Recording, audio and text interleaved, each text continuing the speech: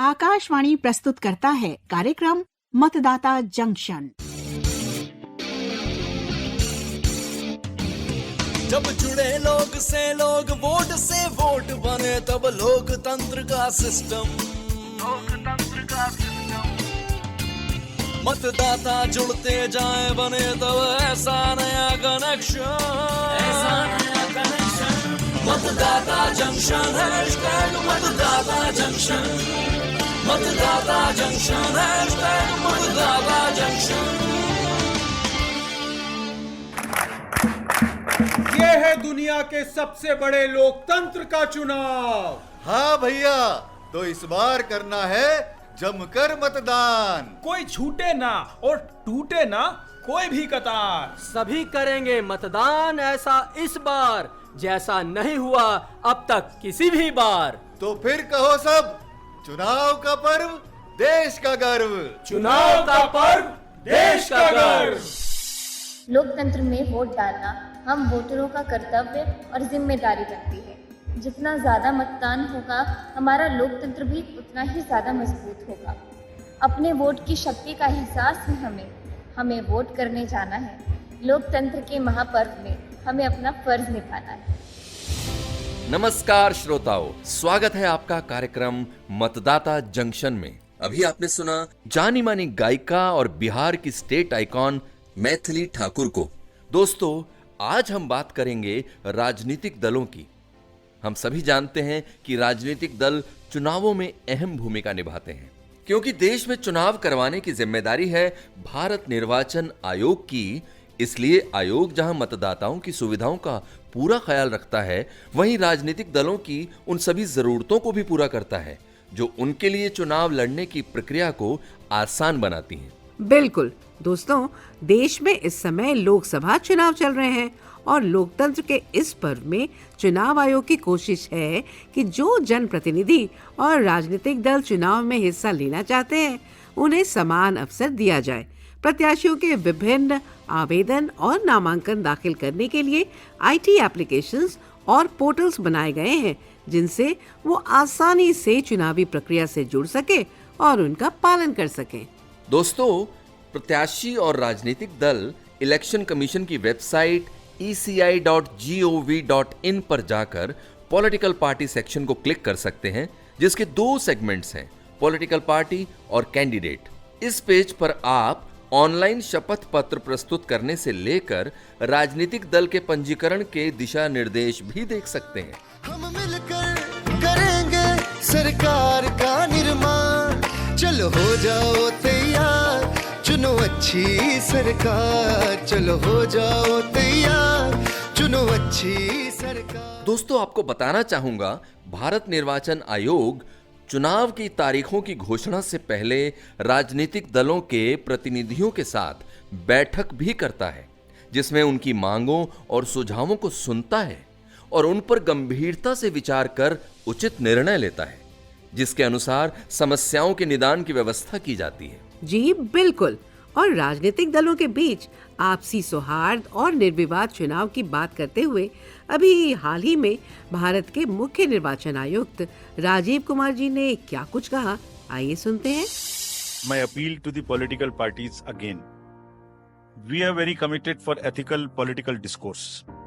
I would like parties to again appeal that please maintain decorum in campaigning and refrain from abuses and personal attacks.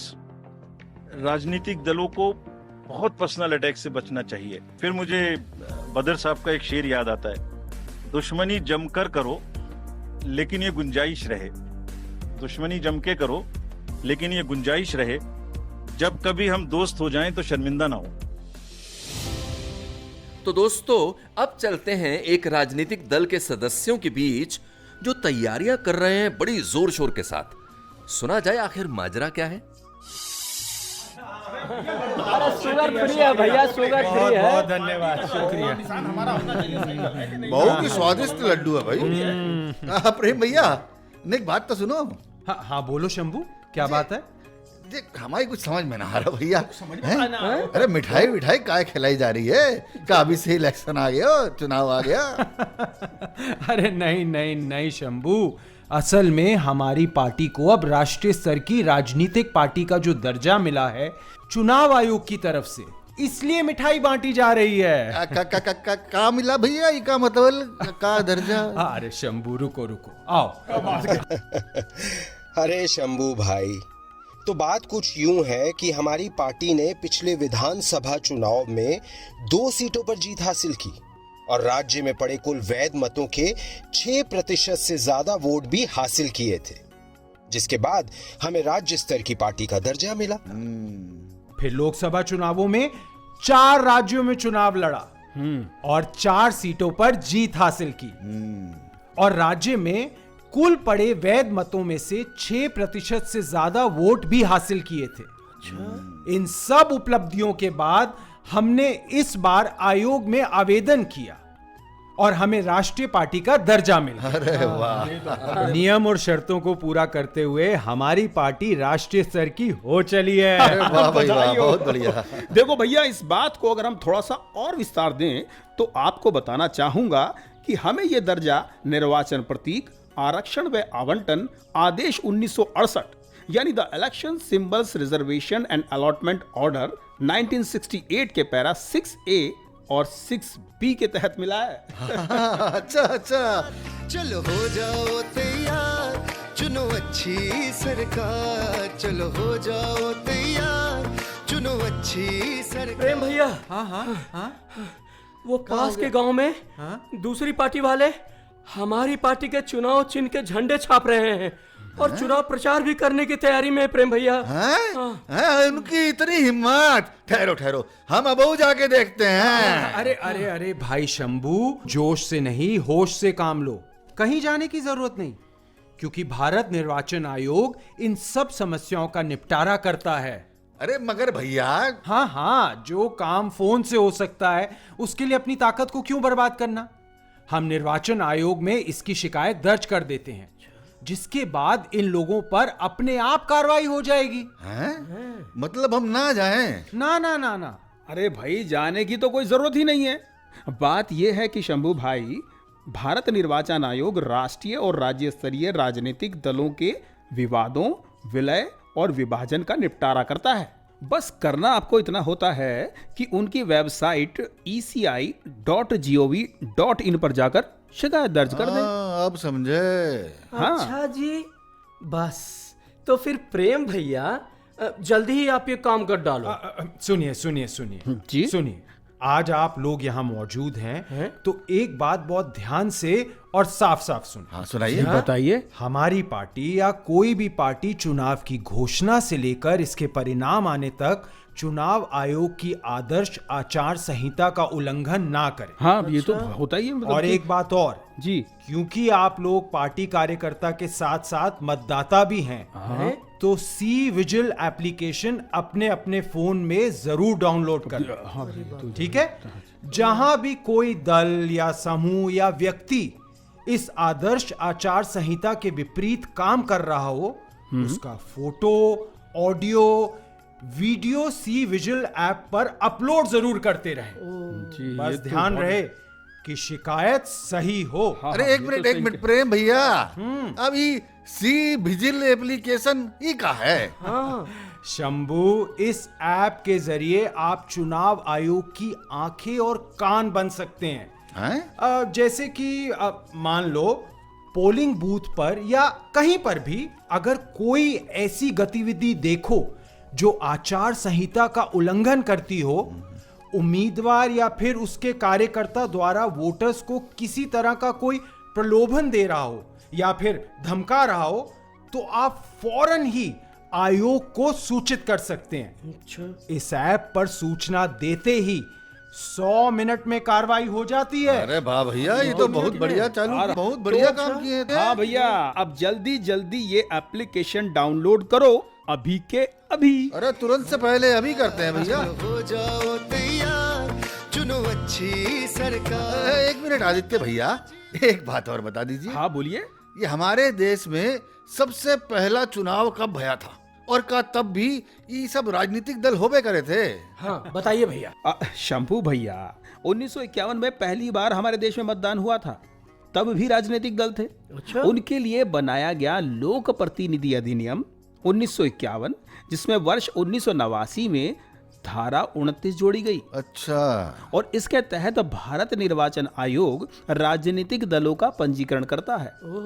और हाँ, जब किसी राजनीतिक दल का गठन किया जाता है ना भैया, तो भैया उसके 30 दिनों के भीतर चुनाव आयोग के तय फॉर्मेट में पंजीकरण के लिए आवेदन कराना जरूरी हो जाता है। समझ गए भैया, समझ गए। और यहाँ मैं आप सबका धन्यवाद करता तो हूँ, वेलकम है जी, क्योंकि अब हमारे राजनीतिक दल को चुनाव आयोग की तरफ से राष्ट्रीय दल की मान्यता मिल गई है।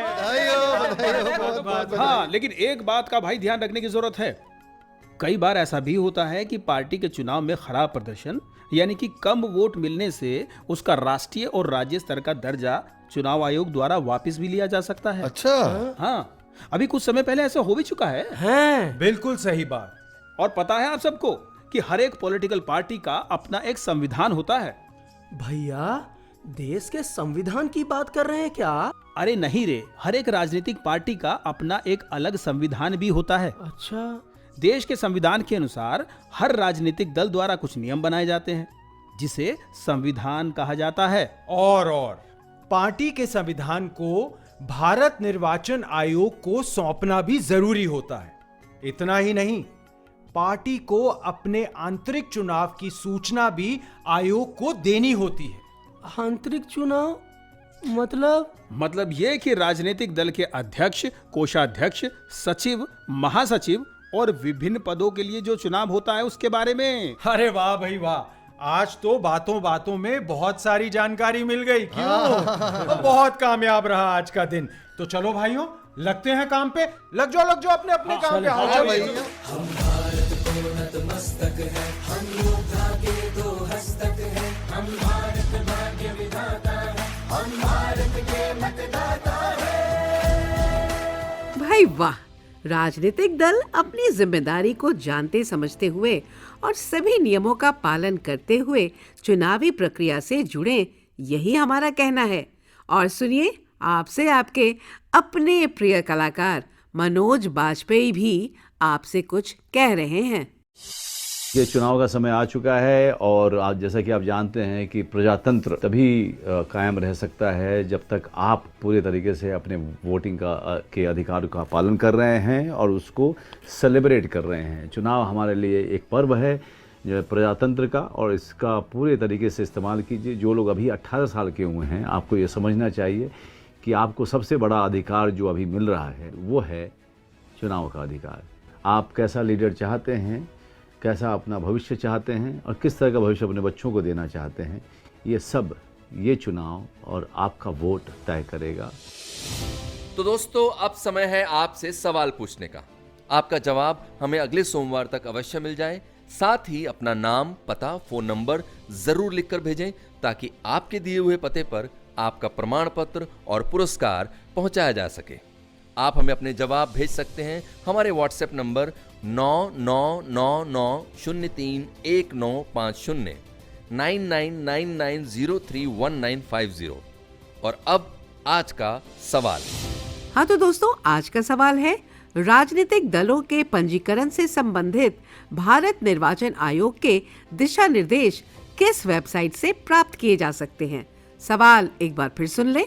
राजनीतिक दलों के पंजीकरण से संबंधित भारत निर्वाचन आयोग के दिशा निर्देश किस वेबसाइट से प्राप्त किए जा सकते हैं? और पिछले एपिसोड के विजेता का नाम है गौरव कुमार, झुमरी तलैया, कोडरमा, झारखंड। और सही जवाब है KYC ऐप।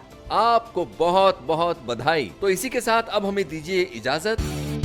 फिर मिलेंगे आपसे अगले शुक्रवार इसी समय। नमस्कार। जुड़े लोग से लोग, वोट से वोट बने, तब लोकतंत्र का सिस्टम। मतदाता जुड़ते जाए बने, तब ऐसा नया कनेक्शन। मतदाता जंक्शन, मतदाता जंक्शन, मतदाता जंक्शन, मतदाता जंक्शन। अभी आप सुन रहे थे कार्यक्रम मतदाता जंक्शन। अगले सप्ताह इसी दिन इसी समय मिलेंगे। तब तक जुड़े रहिए आकाशवाणी के साथ।